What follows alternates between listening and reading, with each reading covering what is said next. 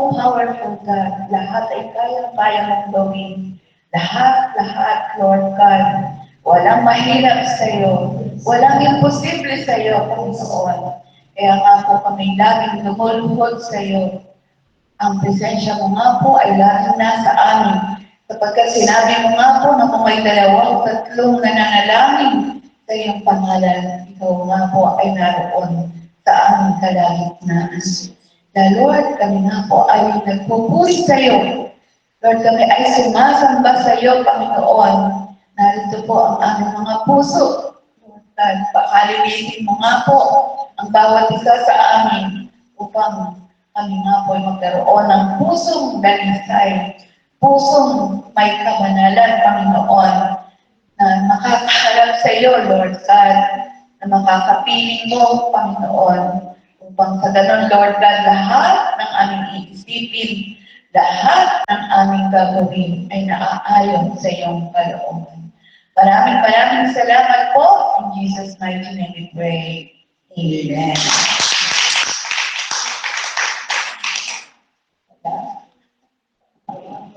Puri ng Diyos. Wala po ang ating tagapagbahagi ngayon. Kaya, meron po akong sinala.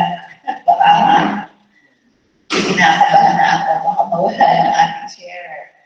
Kaya yung ginawa namin noong last Friday na mentoring, pinala po yung i-re-echo ko sa inyo.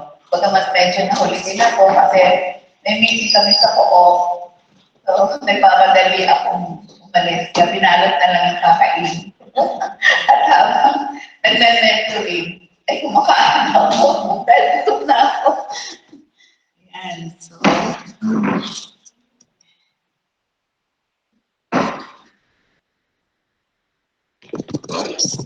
okay, iikot ko.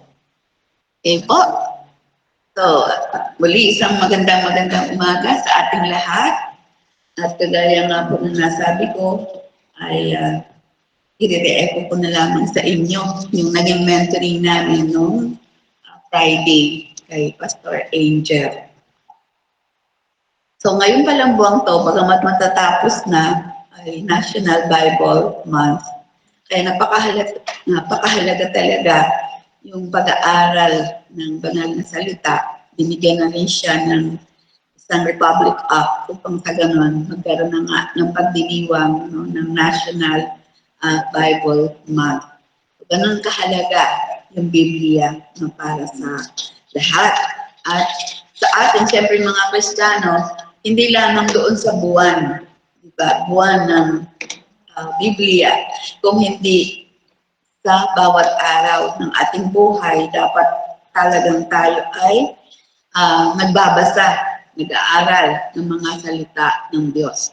At siyempre, yung pagninilay-nilay, hindi lamang binabasa, kung hindi pinagninilay-nilay natin. So, purihin po ang Diyos. At ang title po nito ay Understanding God's Word. Understanding God's Word.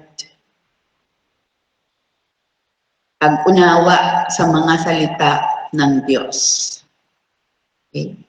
Tulungan niyo ako ng pagbabasa. Ito ang isang mic. Mayroong mga babasahin dito. English kasi ito para mabasa natin sa Tagalog. Okay. So ang unang binasa dito ay nasa Juan chapter 6 verse 63.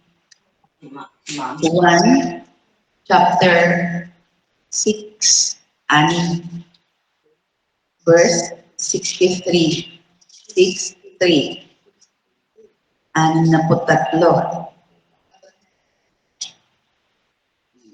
Sabi po dito, ang Espiritu ang nagbibigay buhay, hindi ito magagawa ng laman. Ang mga salita sinabi ko sa inyo ay Espiritu at buhay. Yan. Okay. Sabi nga po ay, it is the Spirit who gives life. The flesh profits nothing. The words that I speak to you are spirit and they are life. So, Spirito ang nagsasalita sa atin. Di po ba? Pag tayo nagbabasa ng Biblia. So, hindi yung laman natin, hindi tayo. Kasi nga, diba sabi nga, ang salita ng Diyos ay buhay.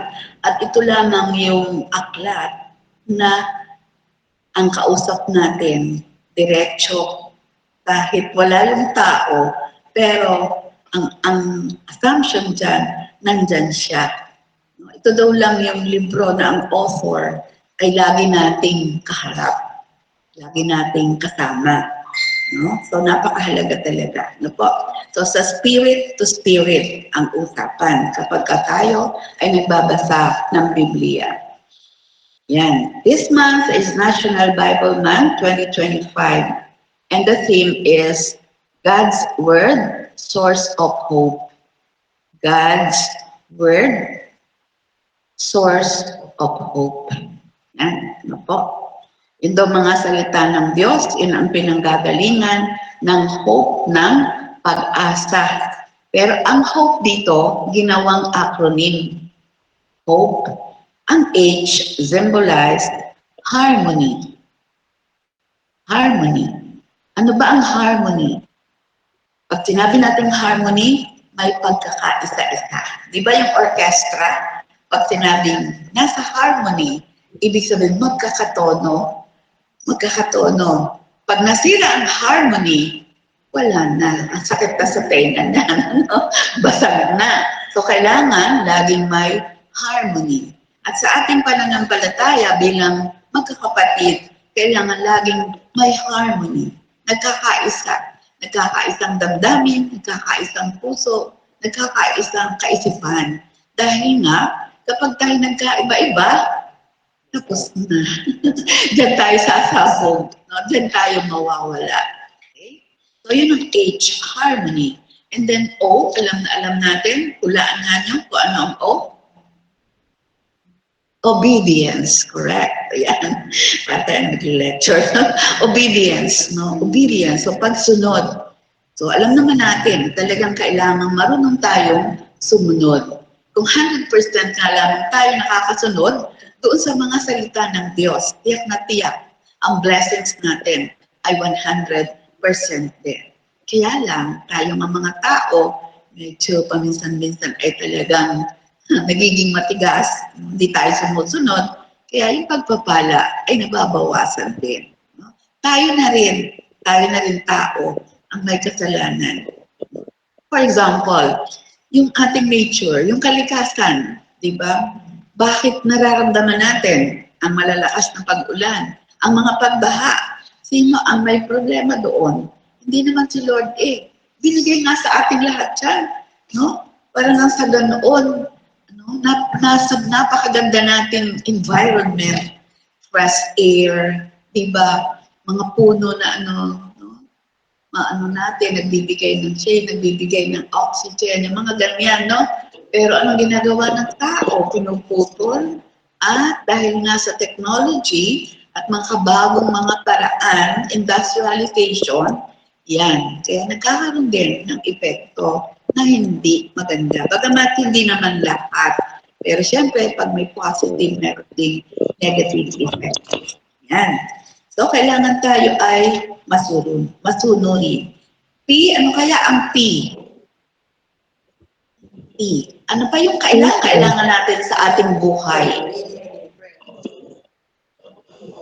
Yun ang kailangan natin gawin. Pero yung kailangan natin, na laging meron tayo dapat noon.